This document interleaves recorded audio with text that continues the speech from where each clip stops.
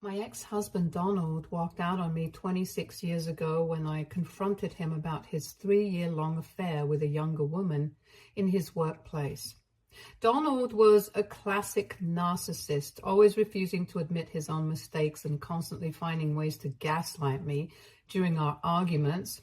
He would repeatedly tell me throughout our marriage that I was insufficient as a wife or that I wasn't satisfying him enough. His manipulative tactics were so relentless that it had started to make me question my own self-worth and sanity. When I finally gathered enough courage and evidence to confront him about the affair, I knew he would still not relent. However, I had screenshots of his text messages with the woman, so I thought maybe he would finally see the error in his ways. The proof was undeniable, yet Donald refused to acknowledge it. Instead, he accused me of being delusional and insisted that I was invading his privacy by going through his messages.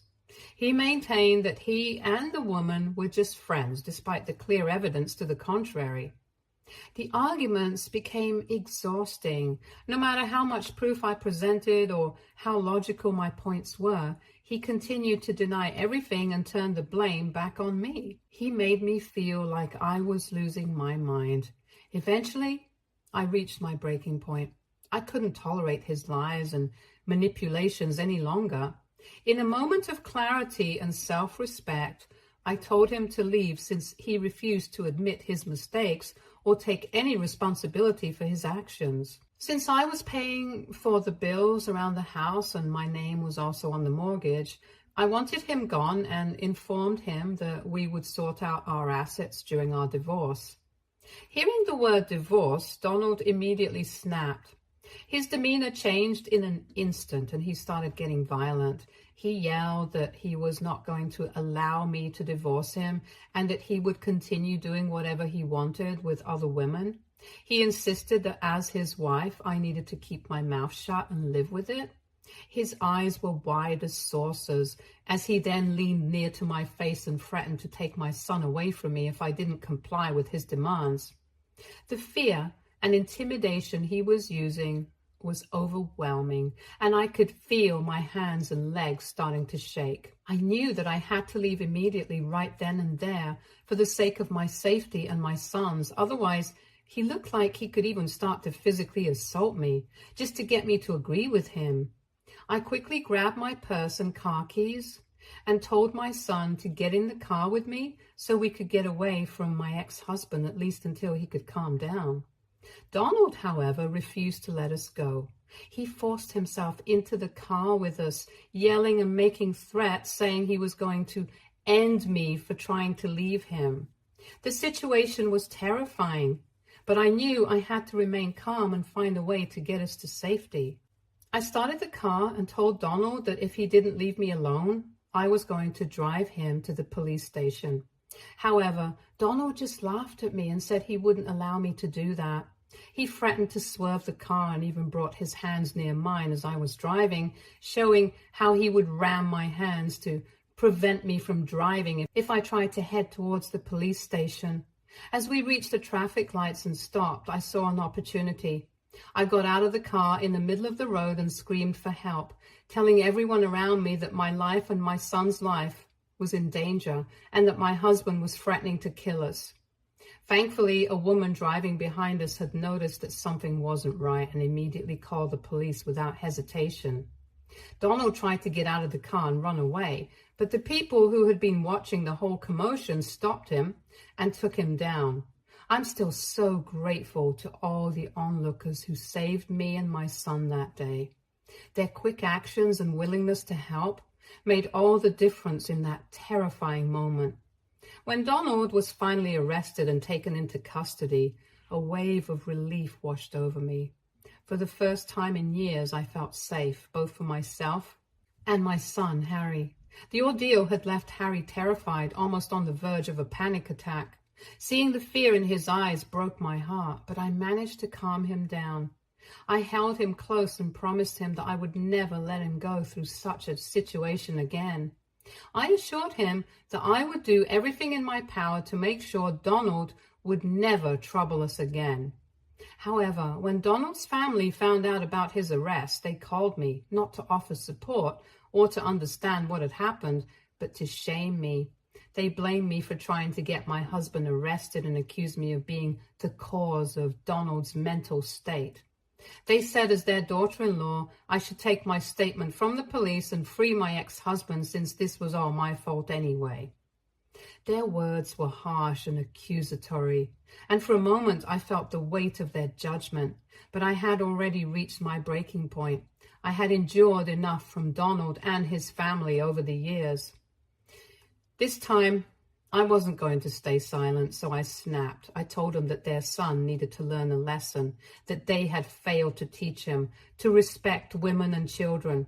I told them to wait and watch as I would use every legal means available to make sure Donald faced the consequences of his actions, and that I would take everything away from their son. I expressed my shame and regret for having kept my mouth shut for so long, allowing myself and Harry to suffer in his hands because I was too scared to leave. I let them know that I was done being silent and passive. Despite their attempts to intimidate me, I stood my ground. I made it clear that I wasn't backing down, not this time. The fear and intimidation that had kept me in check for years was gone. I was determined to protect myself and my son, and to ensure that Donald would never have the power to harm us again. Their attempts to scare me only strengthened my resolve. I was ready to fight, not just for justice, but for our freedom and peace of mind. Long story short, not only was Donald forced to be admitted into a psychiatric center for his violent rage, but he was also sentenced to be under close monitoring for 8 months. He also had to go to mandatory anger management classes. The court recognized the extent of his abuse and infidelity, which played a significant role in the divorce proceedings. As a result, I was awarded more than half of his assets because of his years of cheating and abuse, which provided a sense of justice and security for me and Harry. Additionally, Donald was ordered to pay child support for our son until Harry turned 18, ensuring that we had the financial stability we needed. I also took out a restraining order against my husband, making sure that he could never approach me or Harry again in the future. This legal protection was crucial for our peace of mind, knowing that he couldn't come near us and cause any more harm. Throughout the divorce proceedings, Donald tried to catch my eye, hoping to intimidate or manipulate me, as he had done so many times before, but I had reached a point of no return.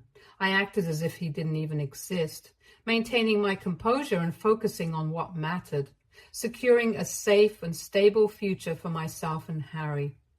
When our divorce was finalized, I made the decision to move out of town and into a new place, far, far away from Donald and his family. I wanted to ensure that they could never trouble us again. This move symbolized a new start for me and my son, a chance to rebuild our lives away from the shadows of our past. Even with all the money I had won from the divorce, starting a new life from scratch was still a struggle. But I never backed down, as I was determined to provide a safe and stable environment for Harry. I found a job at a library, a place that resonated deeply with me as I've always loved reading books. Working at the library allowed me to immerse myself in a world of stories and knowledge, and I took great joy in helping people find the right books to read.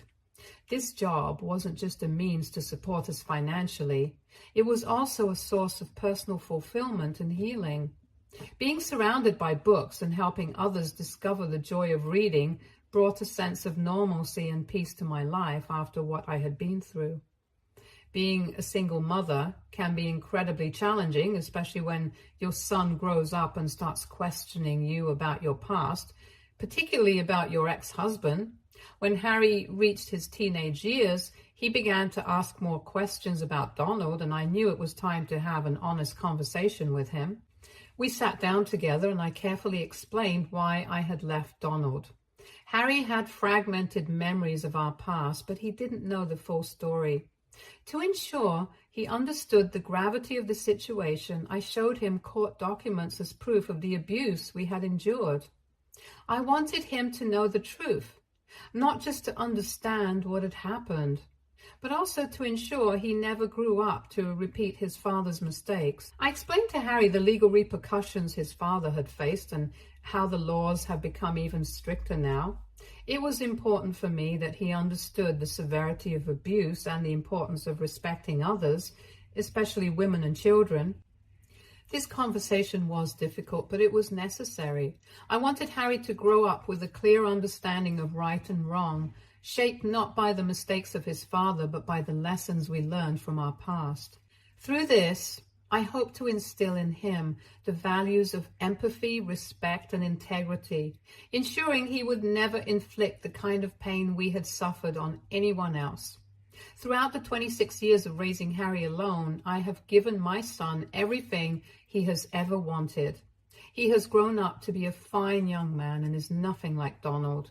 Harry continues to live with me even today. I don't mind having my son live with me, since this is as much his house as it is mine. 3 years ago, his girlfriend Claire, who he eventually married, moved in with us.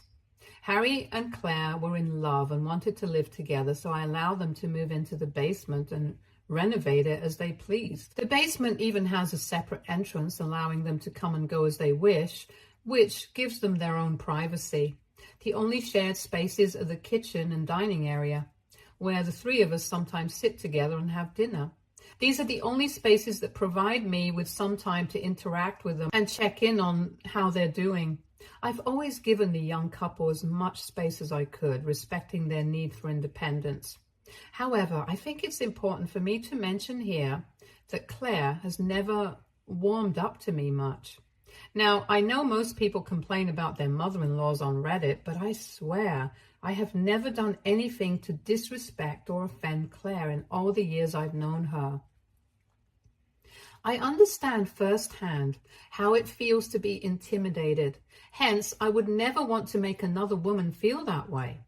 When Claire first moved into my house, I wanted her to feel as comfortable as possible with Harry and encouraged her to change things around the house as she pleased. Unlike Harry, who grew up with loving parents, Claire has had a very difficult childhood.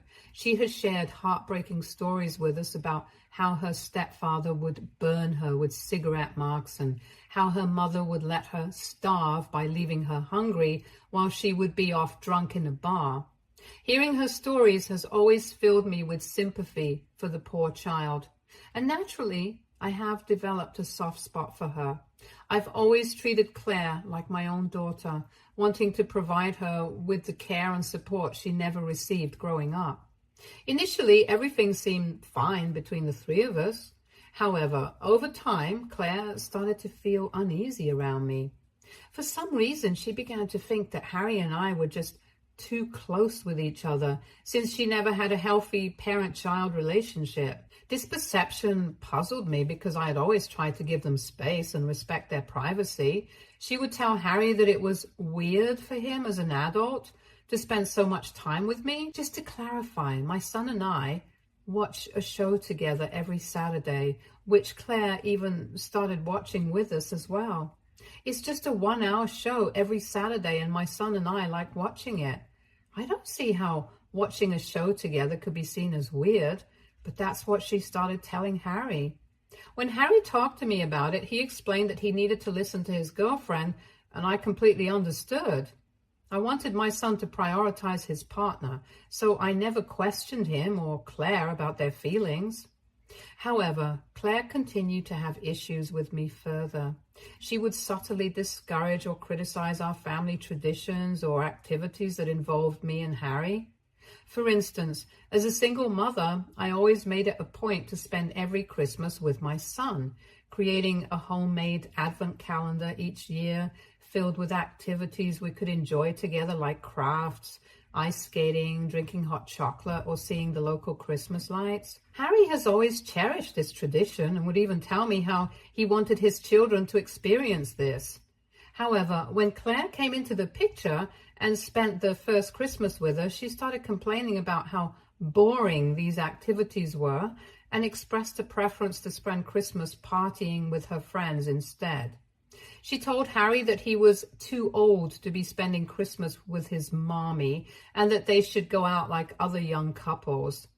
Despite my sincere efforts to include her in our family traditions and activities, Claire consistently tried to alienate me and diminish the special moments I shared with Harry. It was hurtful, but I remained committed to maintaining a positive environment for Harry and respecting his relationship with Claire, even if it meant adapting and accommodating her preferences. On top of all this, Claire used to have a bad habit of walking around in inappropriate clothing when she moved in. There have been instances where I'd seen her cooking in our kitchen wearing only lingerie in the middle of the day, or sometimes just wearing a towel that barely covered her ass, even while eating dinner with me. As a woman, I have no issues with nudity or what people do in their own private spaces, but I prefer not to see that in our shared spaces. It's about respecting people and considering whether others would be comfortable with this level of nudity or not. When I brought this up with Harry and asked him to talk to Claire about wearing more appropriate clothes, it sparked a heated argument. Claire reacted defensively, accusing Harry and me of trying to control her and asserting that it was her body and her choice on how she dressed. I calmly explained that I was uncomfortable with her exposing herself in front of me, but Claire retaliated by calling me a pervert. That really angered me. So I bluntly told her that if she wanted to walk around naked, she could do so on the streets, but inside our home, in our shared spaces, she needed to show respect and be civil. I made it clear that if she couldn't abide by that, she couldn't continue living with us. This immediately silenced Claire as she realized she didn't have any other place to go. Since then, she started to dress more appropriately around me. When Harry told me that he had proposed to Claire, I was genuinely happy for my son, though I did have concerns about their relationship and that it might be moving too quickly. However, I knew it wasn't my place to interfere, so I kept my thoughts to myself. I ended up paying for all their wedding expenses since Claire's parents didn't seem to care about her and didn't even bother attending their wedding. Despite covering everything, Claire began pressuring Harry to ask me to fund their honeymoon. Harry had saved up some money for a nice trip, but Claire wanted to go overseas, which they couldn't afford without my financial help. I firmly declined their request to give them more money and explained to them that I had already provided them with a lot, including a place to live in my basement rent-free and covering all their wedding costs since Claire wanted a dreamy wedding. I emphasized that if they wanted to travel abroad, they would need to save up and plan it for themselves. It was important for me to set boundaries and encourage them to be responsible for their own financial decisions, even if it meant disappointing Claire. Although Claire was rather pissed with my decisions, she did not argue. I decided this year that it was time for me to retire and fulfill my dream of traveling the world with the money I had saved up. Throughout my life, I had always put my son first, and now I felt it was my turn to explore and see the world while I still could. I shared my plans with Harry and Claire, explaining that I would be renting out my room while I was away to earn some extra income. Harry was supportive and assured me that he would take care of the house during my absence. It was a thrilling prospect to finally have some time for myself after years of focusing on my family. Once I submitted my resignation and began preparing for my travels, I noticed a shift in Harry's attitude towards me. He suddenly started expressing how unfair it was that I had the means to retire and travel while he and Claire were still living in the basement and struggling. He voiced concerns about the challenging economy, expressing doubts about how he would never be able to afford a house on his own, especially since Claire had lost her job and this had added more pressure on his shoulders. My daughter-in-law, after being unemployed, had refused to apply to any new jobs as she felt too much anxiety to get back into the workforce. As a result, my son had been borrowing money from me for months to pay for his car loan and other bills since he could not single-handedly pay for them with his income. I understood that he clearly felt trapped in their current living situation. Harry then asked me if he and Claire could instead move into my bedroom while I was gone, suggesting they could rent out their basement to generate income. I understood his frustrations and emphasized with his situation as my son. This is why I agreed to let them move into my room and told them that I would move my belongings into storage for the time that I would be away. As long as the basement could be rented out to earn some additional income, I was supportive of this arrangement. Before embarking on my trip next month, I discussed with my lawyers and decided that I would pay off my son's car loan as an additional gesture of thanks for looking after my house while I would be gone. As I mentioned earlier, I wanted to support my son and his wife in any way I could. However, before I had the chance to share this news with them, I came home yesterday evening to a surprising sight. My clothes and belongings were strewn on the floor outside my bedroom. At first, I was alarmed and thought our house had been robbed, but when I walked into my room, I found Claire and my son going through my drawers and closet, removing everything. Confused and taken aback, I asked them what was going on. My son explained that since I had given him permission to move into my room, he was helping clear the space for them so that they could move their things into the room. I clarified that I hadn't given him permission to start moving my personal belongings and insisted that I wanted to handle the relocation of my things myself. I questioned why they hadn't called me before moving anything and why my belongings were on the floor instead of being packed in boxes. Claire responded that they wanted to empty the room first before packing things into boxes, claiming they were trying to speed up the process since they felt I was taking too long to move out. I felt a mix of frustration and hurt. It was disheartening to see my personal space invaded and my belongings handled without my consent.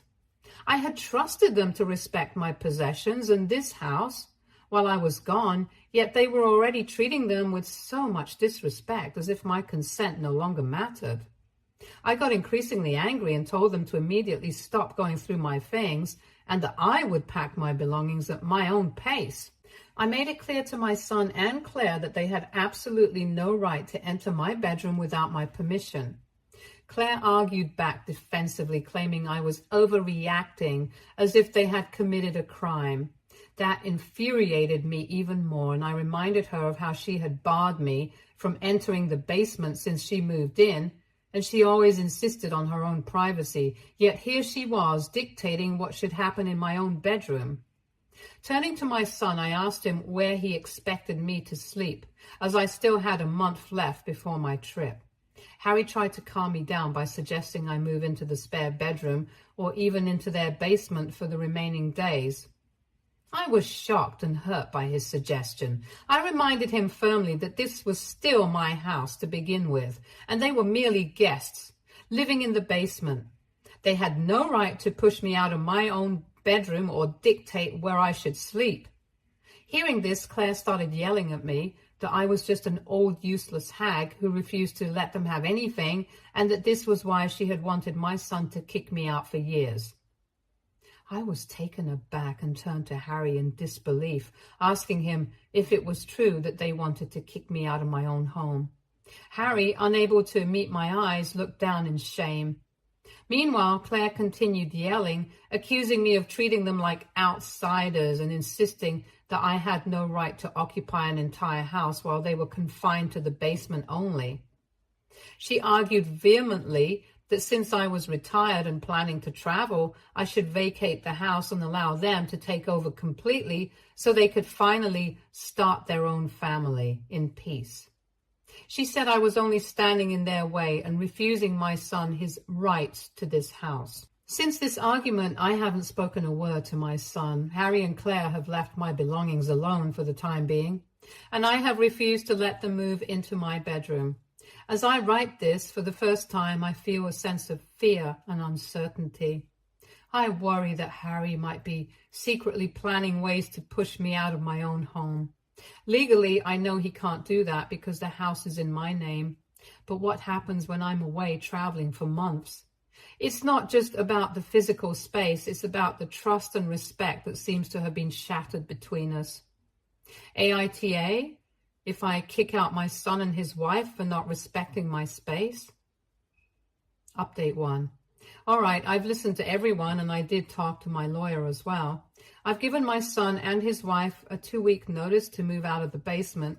I've been clear with my son that if he doesn't comply, I will cut off the electricity and water to the basement and change all the locks around my house so he cannot come back in. Furthermore, I've warned him that I'm prepared to take him to small claims court to recover all the money he owes me and hasn't repaid. I've also made it clear to my son that their actions towards me could be classified as elder abuse, a serious offense that could lead to legal consequences, including imprisonment. This has understandably left my son feeling terrified, and he's attempted to apologize. However, after everything that's happened, I find it difficult to trust him anymore. As for Claire, she hasn't uttered a word to me or offered any apology for her earlier outburst. I have put up cameras around my home to record just in case they attempt to do anything to me or steal my stuff. Overall, this has been a tough decision to make, but I feel it's a necessary step to reclaim my space. The lack of respect and the strain on our relationship has reached a point where I need to take firm action to protect my own well-being and interests. Update 2. I know everyone has been waiting for an update. Harry and Claire have finally moved out.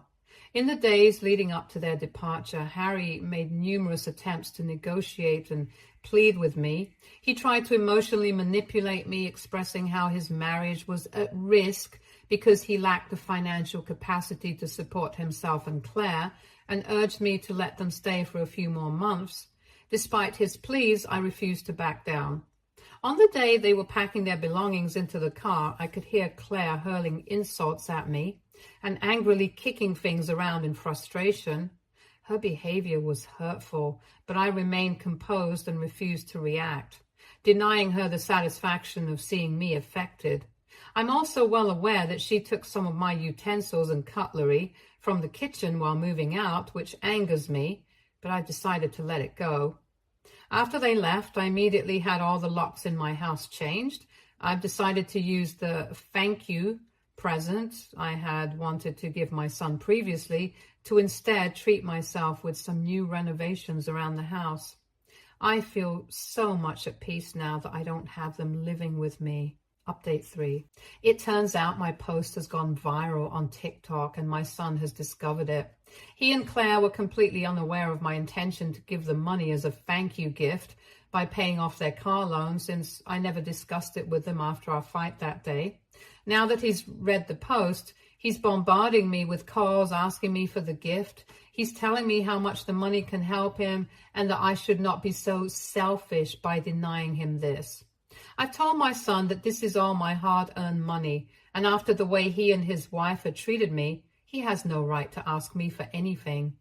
Meanwhile, Claire, who didn't apologize to me this whole time, has also started to text me, claiming that I owe them this money after everything they've been through because of me. She insists that paying off my son's car loan would help make a significant difference for them financially, and that as his mother, I should do this for them. She has even sent me pictures of the both of them living in a tiny room at a friend's place and blames me for their plight. This entire situation has caught me off guard. While it's true that I had originally planned to help them out of goodwill, their lack of respect towards me ultimately made me decide to not help them out in any way. I feel disappointed by their continued demanding and entitled behavior towards me.